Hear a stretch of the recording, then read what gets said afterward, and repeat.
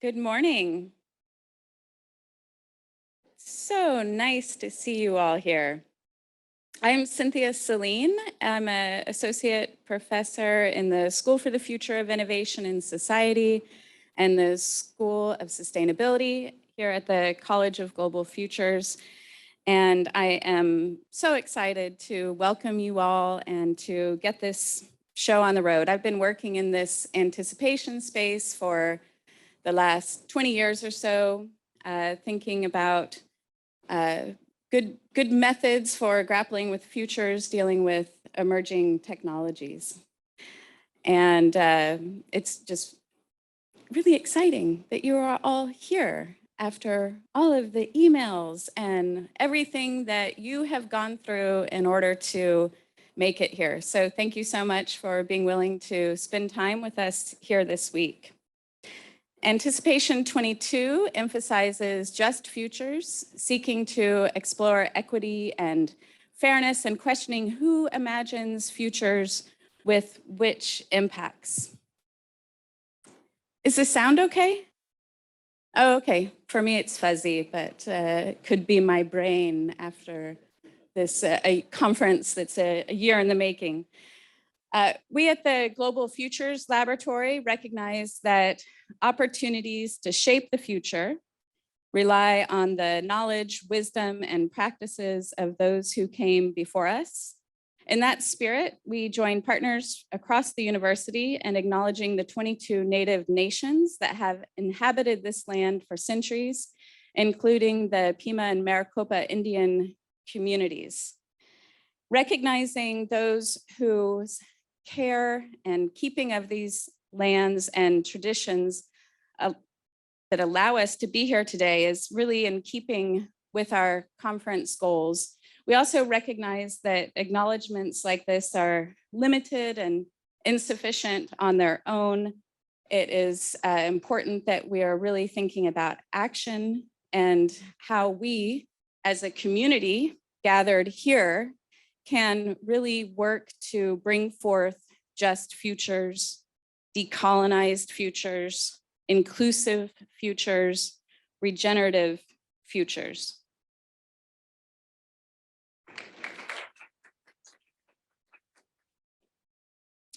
So over the next few days, we're really going to be exploring together about politics and power, about who controls the narratives of the future and why, and importantly, how might it be otherwise? Together, we're going to explore a wide array of topics. We're going to be thinking about emotions in futures, the role of delight and serendipity and surprise and anxiety, dread and wonder, all of the things, and how we can sense our way using all of our senses to make sense of futures. We're also going to be thinking a lot about how anticipation and futuring can become a shared public good, and just more generally, how we might take better care of the future. All this adds up to is that as a community, we are really working to chart out the forefront of the field of anticipation studies, and I'm excited that you are all here to be a part of this conversation.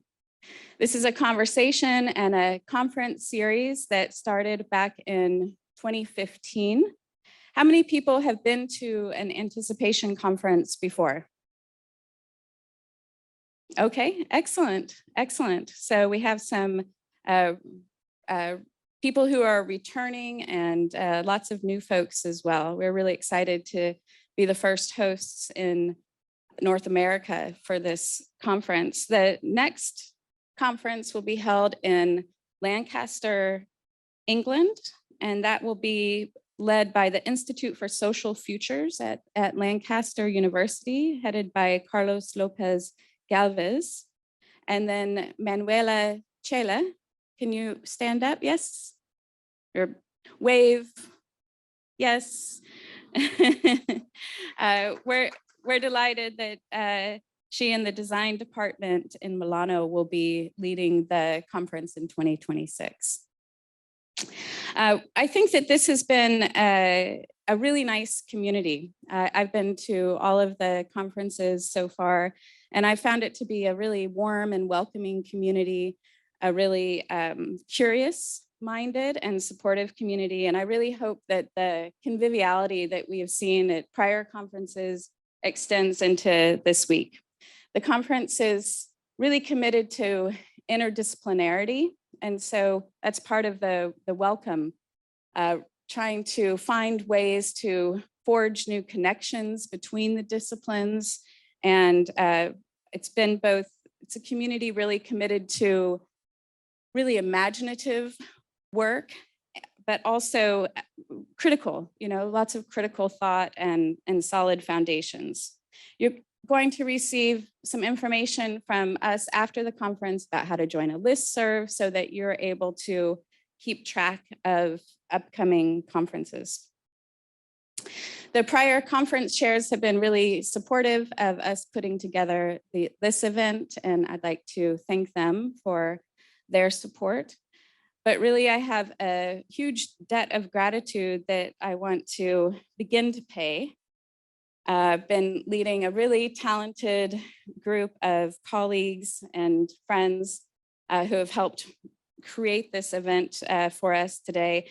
And I promised them that it was going to be much more fun than maybe it was. There have been a lot of spreadsheets and Zoom links and discussions around plates and permits and all that. So I would like for us all to try to make it up to them over the coming days and strike up some interesting conversations with them. So Ruth Wiley, if they want to speak with you, what would that be about? Well, as we all know, really, Cynthia has done most of the work, all of the work here, and it's just been a great ride. My name is Ruth Wiley. I am the Assistant Director at the Center for Science and the Imagination here at ASU, and also a member of the faculty of the Mary Lou Fulton Teachers College. And I would love to talk to all of you about how do we get anticipatory methods and futures literacy into K-12 education, and also how do we use and collaborate with science fiction authors and other creatives to imagine more hopeful and positive futures.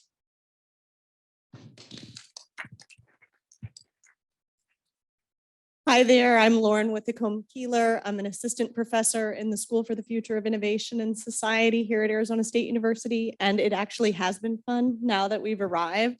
These bonds are forged in times of pressure, and so anyway, it's been my pleasure to help Cynthia to organize this event, and I'm really interested in having discussions with you all about how we can fully appreciate what humans will experience in the future. So I'm interested in human futures and how we can bring to life what it means to be human in the futures that we imagine. And I've got a workshop on Friday where we're trying to work through how we fully appreciate what it might mean to meet the needs of human beings in the future.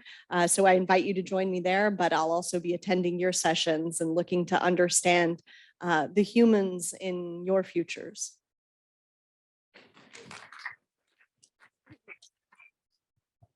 Coming for the camera.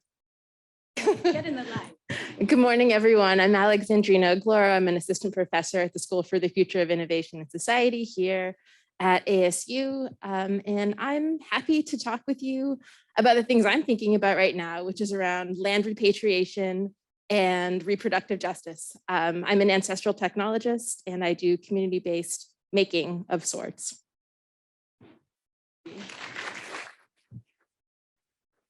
Thank you. I also want to recognize Malka Older and Elma Hadrick. Elma, are you here?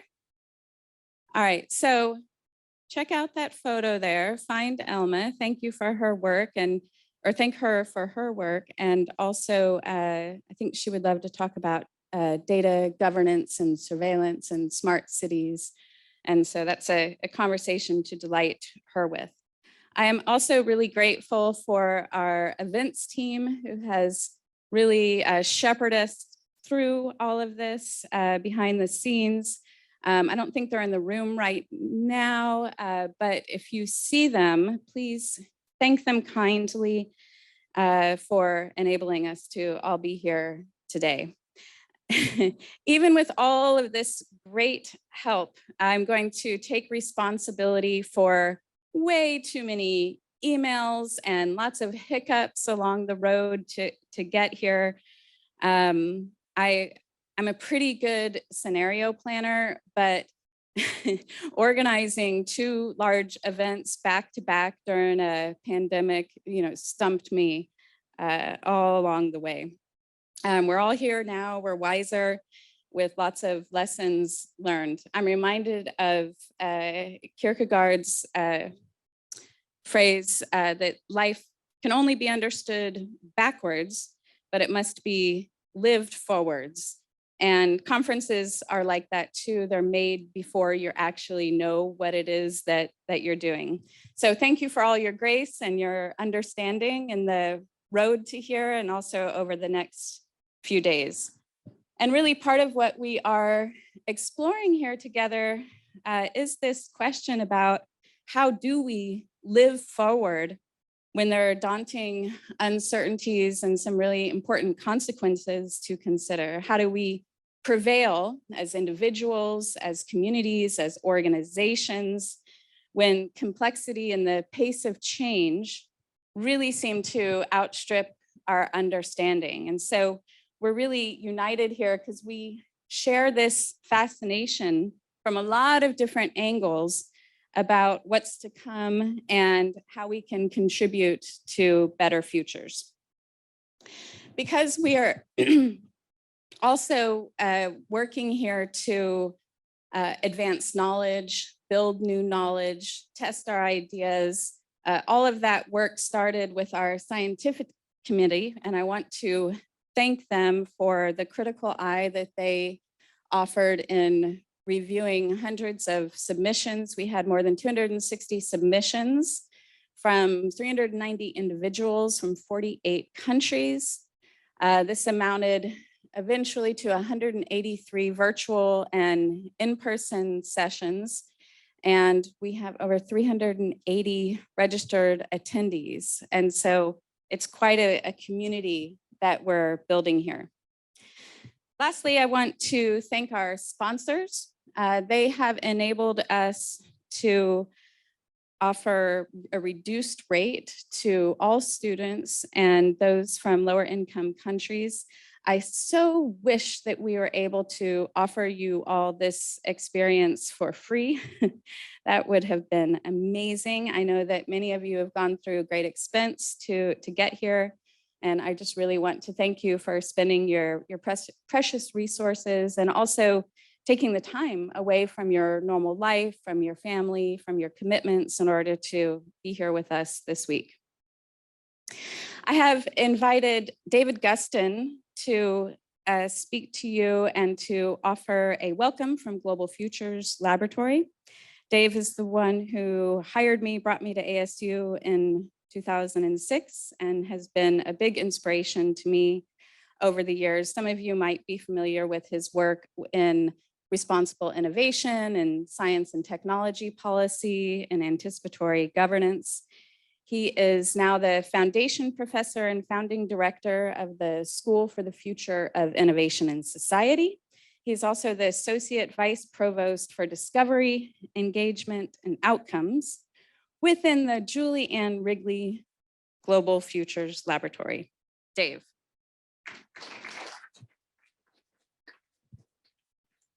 Thank you, Cynthia, and thank you for that generous introduction. It's my pleasure to welcome you to Arizona State University, to the Julie Ann Wrigley Global Futures Laboratory, and to our home here in the Walton Center for Planetary Health. I want to do 3 things in my brief remarks. First, to tell you a little bit about the Global Futures Laboratory, GFL. Second, to tell you a little bit about the intellectual history and current work around anticipation here at ASU. And third, well, you'll see. Okay, so I've got the first slide up there, great. So the Global Futures Laboratory, thank you, is rooted in the conviction that we can and must make a meaningful contribution to ensuring a habitable planet and a future in which well-being is attained for all humankind. GFL draws on ASU's deep commitment to use-inspired research, our ongoing work in sustainability, and service to the global community in which we all live. The tagline on GFL's website speaks precisely to the idea of anticipation, shaping tomorrow today. The laboratory in GFL is meant to aspire to a scale of activity represented in the United States by its national laboratories, like Sandia, Fermilab, Livermore, and others that are so important in the US research and development system. Arizona State University President Michael Crow is fond of saying that many of these national laboratories, with their roots in the workings of the atomic energy complex, nuclear weapons, and so on, are associated with the capacity to destroy the planet, and none of them is dedicated to the goal of saving the planet. Next slide, please.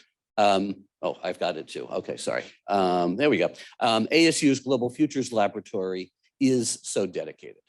Its scale and scope are significant. The superstructure of GFL includes a College of Global Futures that Cynthia alluded to, with about 150 faculty, and a university-wide network of global futures scientists and scholars of more than 450 additional faculty.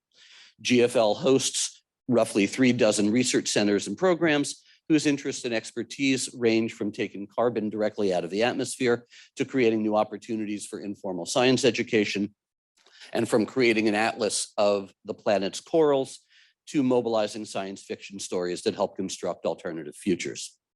The College of Global Futures and the related GFL centers are responsible for more than $18 million in externally sponsored research, and that whole network of global futures scientists and scholars, more than $140 million of work. Within Global Futures College of, within GFL's College of Global Futures sit 4 transdisciplinary schools.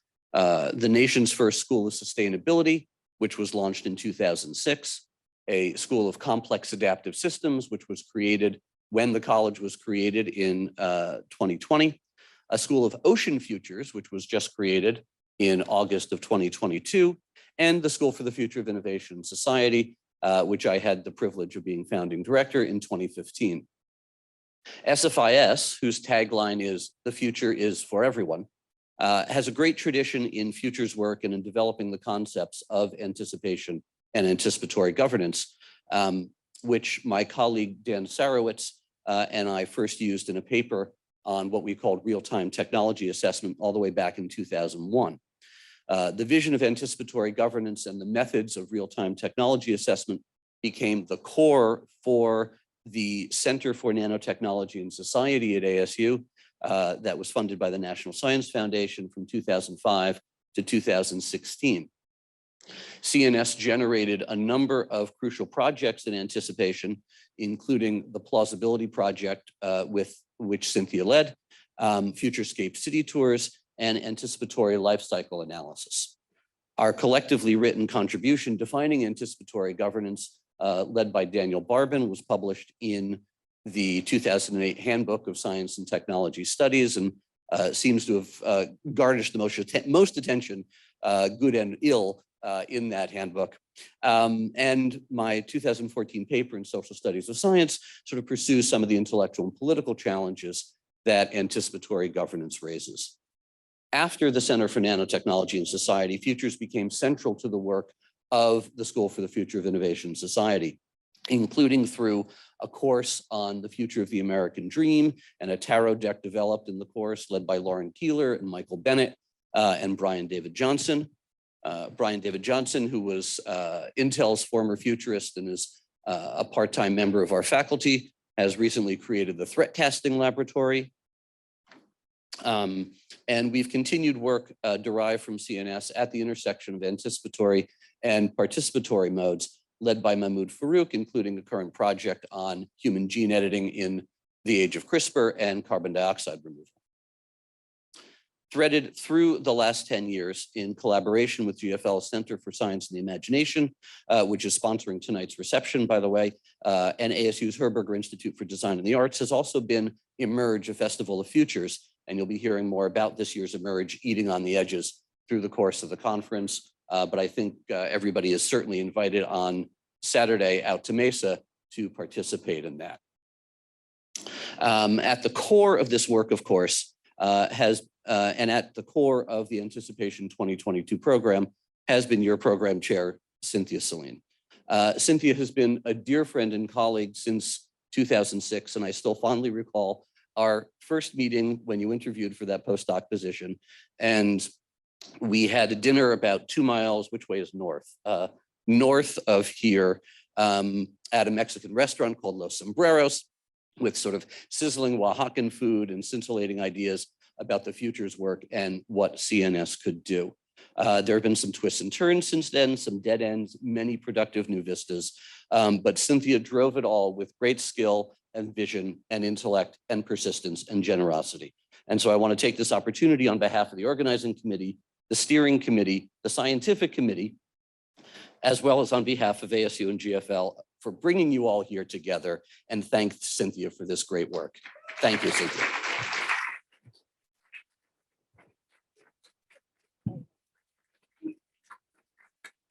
Let me just drop that in front of the podium. Yes, exactly.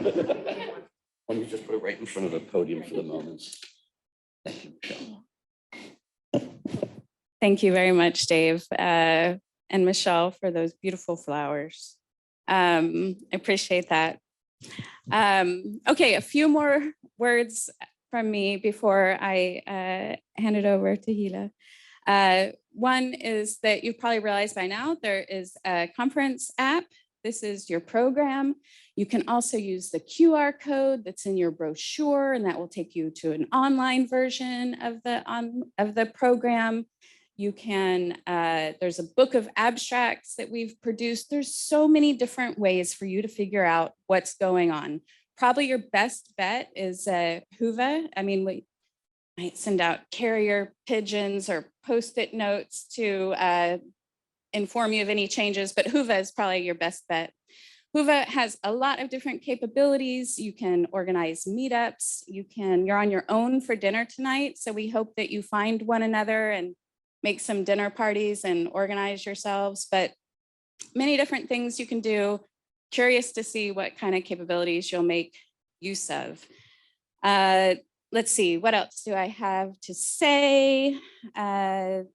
Lots of different types of offerings we have. We have some extraordinary keynotes that we're really excited about. These are open to the ASU community. So if you know other people who might like to come and join, please let them know about the keynotes. We also have independent paper sessions. We've tried to sort of thematically cluster your papers. When I was first taking this on, I had a colleague say, be sure there's coherence to the conference. And so then fast forward 6 months later, and we're trying to fit you all in little boxes. And I can tell you that y'all do not fit well into little boxes. And the tidiness of boxes really inhibits some creativity and learning. And this is the Wild West. But we have been really intentional about how we've grouped you. And we hope that fosters a lot of learning as you discover one another. We have curated sessions. These are 90-minute interactive sessions. I want to thank the leads for those curated sessions for putting them together. Techniques workshops, there's really hands-on look at new methods of anticipation. Those should be a lot of fun. New ideas sessions. These are rapid fire, like 5-minute presentations around emerging ideas with a little bit of time for feedback. And then we'll gather here together at the other end of the conference for closing plenary, where we take stock of what we have learned and we talk about what's next for the community, special issues, shared resources, other ways to connect. If you have any announcements or want to say something during that time, check in with me during the week. But we'll have a time to see what has transpired. And then lastly, as Dave mentioned, we want to invite you to our Festival of Food Futures that happens Saturday at Mesa. That should be a lot of fun. So that's it for me, and I am excited to now hand it over to Alex for an introduction. Have a great conference.